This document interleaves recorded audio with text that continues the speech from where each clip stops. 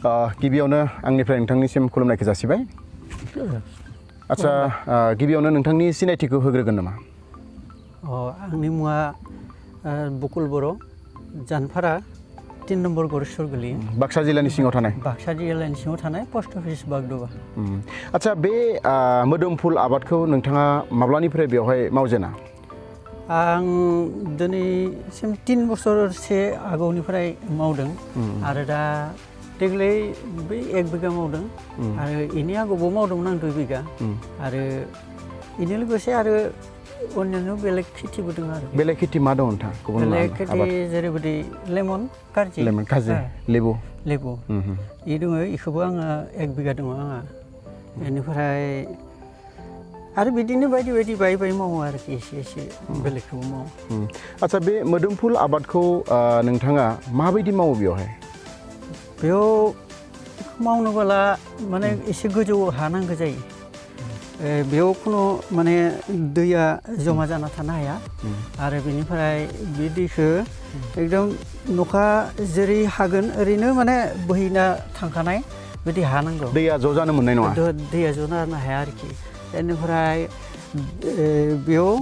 माने मा खालामनांगोन नोङो ड्रेन जावना लानानै माबानानै धुनियासे हाखौ जाबखांनानै माने बाहाय एसे गोजौ खालामना लानांगौ गोजौ खालामना लानानै बेखौ गायनांगौ आरो गायबाथाय माने जेबो प्रब्लेम जाया आरामसे माने जालाङो आरोखि मोजां जायो आच्छा बेयाव प्लास्टिक बनाय जे नुदों माने बे प्लास्टिकखौ मानि थाखाय बनायदों बे प्लास्टिकखौ बनाया कारना जादोंबा बेखौ बना होनाय लोगो लोगो हाग्रानिफ्राय जिथु हाग्रा जायो बे हाग्रानिफ्राय बासिबाय बेनिफ्राय प्लास माने मा होनना बुङो बेयाव जिबबो थाबाय आरो बिसि अखा हायोब्ला बेयो माने मा होनना बुङो बेखौ जेका जाया माने दैया ज' जानो थाखाय माने खाबु मोना आच्छा फांसे दंफाङाव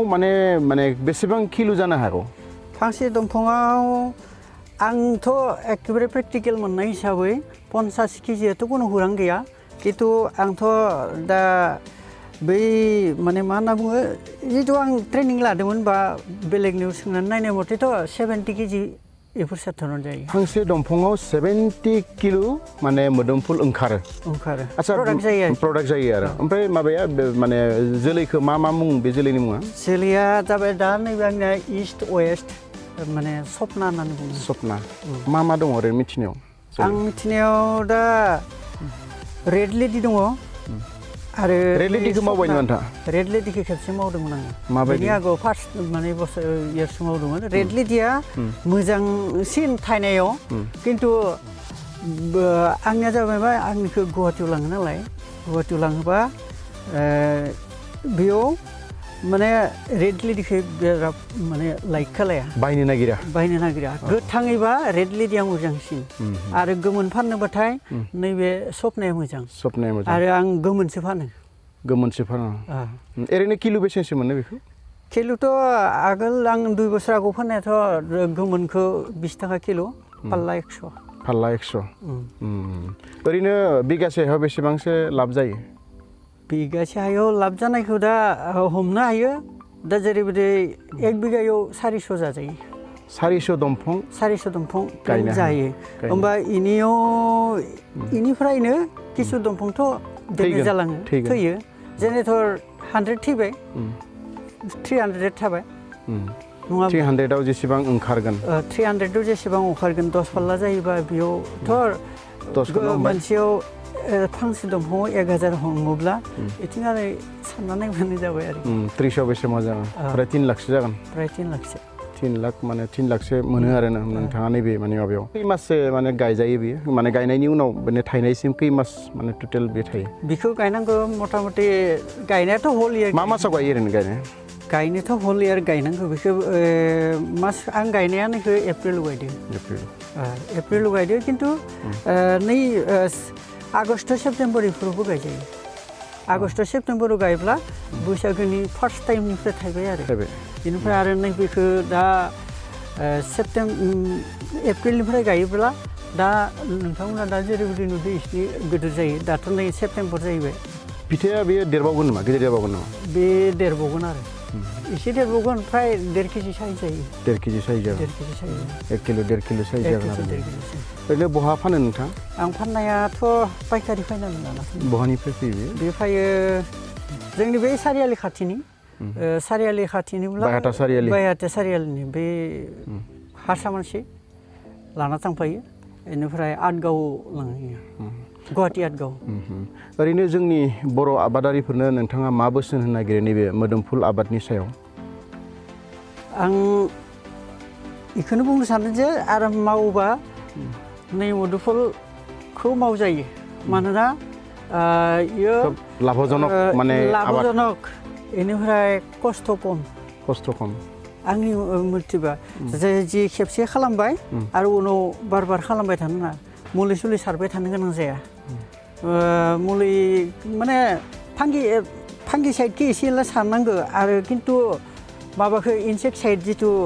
एम्फौ थैनाय बेखौथ' खेबसेबो होआखै आं खेबसेबो होनोबो नाङा आरो जायाबो ओरैनो हासार मा होयो हासार बेयाव गोबोर होनांगौ बेसरनि खइलखौ होदो बेसरनि खइल होदो आरो DAP होदो इउरिया सुपार पटास आरो सुवागाखौ नांथारगौ सुवागाखौ होआब्ला माने मा जायो ओइ प्लेन जाया माबाया बे मुदुफुला प्लेन जाया मानोना एसे गोजौ गाहाय जानानै माने फिथाइया माने ना दंफाङा गोजौ गाहाय बै माबाया फिथाइया माने एसे हारांगा बायदि जायो आरो माने स्लिम जाया बिनि फिथाइया प्लेन जाया दा बेनिखायनो नोंथाङा जोंनि बर'फोरखौ बुंनो नागिरो जे मोदोमफुल आबादा माने जोबोद लाभजनक बेनिखायनो जोंनि मानसिफ्रा मावनांगौ बेखौ मावब्ला माने लाभजनक जागोन होननानै आं सानो आरो मावनाया मोजां आंबो आरो सिगांथ' आं अनेक मावोमोन खिन्थु बेफोरखौ आं किसु गारनानै बेखौ मोजां मोनदों आं गार्डेन टाइपखौ मोजां मोनो आरो जेरैबायदि आं लेमन मावो होनना बुंदोंमोन लेमनखौबो मोजां मोनदों आरो बेनिफ्राय नैबे मुदुफुलखौ मोजां मोनदों आरो फाननोबो माने सहज जायो माने खुनु माने माबानि अभाब गैया बेफारिनि अभाब गैया गोबां मानसिफोर फैयो ओरैनो कन्टेक्टफोर जाना दङ नामा माने माबानि थाखाय फाननायनि खार'नैथ' आं कन्टेक्ट खालामना दोनखाबायनो दाखालि बावैसो फायनानै थांदो बिसोरो दा लांफैगोन आरो मोनोबानो लांफैगोन मोननाया दा थिग नभेम्बरनि फार्स्टआव मोनहैगोन इयो नभेम्बरनि फार्स्टआव मोनगोन होमबानिया बिथांमोना लांफैगोन आदसा जोबथारनायाव आं बेखौ सोंनो लुबैदों जे नोंथाङा माने थांनाय बोसोरफोराव बा नैबे बोसोराव जेखिना बेसेबांसो माने थाखा बुथुमनो हागोन होननानै सानदों बेवहाय थांनाय बाराव आंनिया इनिफ्राय एसे खममोन देग्लाय आरो बाहाय बारा खालामबाय आरो बेनि उनाव आरो बारा खालामगोन सानदों खिन्थु थांनाय बाराव जेरैबायदि खमबाबो आंहा माने प्रफिट बारा फांसेयाव 1000 बा 1200 थाखा फैदो होननानै हमजायो आरो ओमफ्राय देग्लाय मा सानदों देग्लायबोथ' फैगोन होननानै सानदों आङो दा थाइहांसो देरफुदोसो आरो थाइबावबाथाय आं अनेक लाब जागोन होनना सानो गोजोननाय थाबाय नोंथाङा जोंनो नैबे मोदोमफुल आबादनि सायाव माने खम समनि गेजेरावनो माखासे बाथ्राखौ फोरमायनो थाखाय जोबथारनायाव नोंथांनो खेबसे साबायखर जासिनानै दिनै जोङो बेखिनियावनो फोजोबथ'बाय गोजोन्थों आच्छा बे जे मोदोमफुल गायदों नोंथाङा बेनि फुलि बा बिथां माने बेवहाय जेसेबां दंफां गायबाय बेनि फुलिखौ नोंथाङा बहानिफ्राय लाबो बेखौ आङो ओरै जोंनि जिथु नार्सारि थायो नार्सारि माने जिथु फार्टिलाइजार दखान बे दखाननिफ्राय बे आङो माने सिटखौ लाना फैयो आरो बायनानै सिटखौ बायना लाना फैनानै जोलैखौ लाना फैनानै बेखौ आं निजे गावनो सिट माने बै माबाखौ बानायो आङो फुलिखौ बानायनानै बहा बानायो बेखौ ओरैनो फैयो ना बहाबा सिस्टेमा दा बे फुलि बानायनायाव मोननै सिस्टेम दं जेरैबायदि हा प्लेन हायावनो जेरैबायदि कबि बा अन्य माबाफोरखौ जेरै जों फुलि बानायो इसा बानायनानै बेखौ उनाव माबायाव थिखांनो नांगौ पिपिआव थिखांनो नांगौ आरोखि 10 दिनसो उनाव बा 15 दिन उनाव थिखांनानै जेब्ला गोजौ जागोन गोजौ जाबाथाय बेखौ जों बे जायगायाव गायना फैनो हायो आरो मोनसे सिस्टेम दङ डाइरेक्ट पिपिआव होनांगोन होनानै बेखौ जागायनानै माने जेथिया 1 मास जागोन 1 मास जायोब्ला बेखौ जों गायनानै होफैनो हायो आरो बेयाव गायनो हायो 1 मासाव बेसेसो गोजौ जायो 1 मासाव गांब्रै गांबा बिलाइ गांब्रै गांबा बिलाइ जायो एसे जायो आरोखि 6 इंसि बेनि उनाव बेखौ बानायनायाव खिन्थु बाहाय एसे मिथिनो गोनां जायो मा मिथिनो गोनां बाथ्राया जाबाय मा जेथिया सेथिखौ हायाव होगोन हायाव होब्ला बिनि जिथु जिब हिउमिडिटि जिब बुस्थुआ मोजां थानांगोन खिन्थु गेजेरावनो जुदि राननानै होयोबा दै गैया जाना होयोबा हाया राननो मोननाय नङा होनायनिफ्राय खमावनो 10निफ्राय 15 दिननि गेजेराव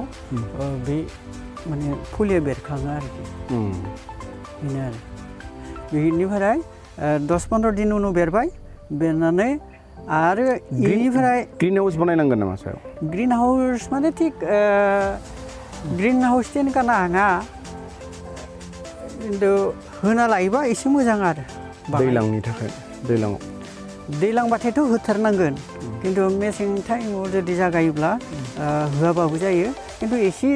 फुलि बाहाय फिसायाव फुलिखौ बे हायावनो बनायदों नोंथाङा न आं बे हायावनो बानायनानै दा माने इनिफ्रायनो गायदो आरोखि आं निजेनो बानायदो गावनो बानायदो आरो माबाफोर बुंनांगौ दङ जोबथारनायाव आरो बुंनो लागा जेबो गैलासै दे आरो आदसा नोंथाङा जोंनो बे समाव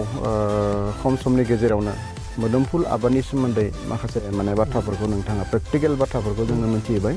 दा बेनि थाखाय नोंथांनो रोजा रोजा साबायखर जासिनानै जोङो दिनै जोंनि हाबाफारिखौ बेखिनियाव फोजोबबाय गोजोन्थों खुलुमबाय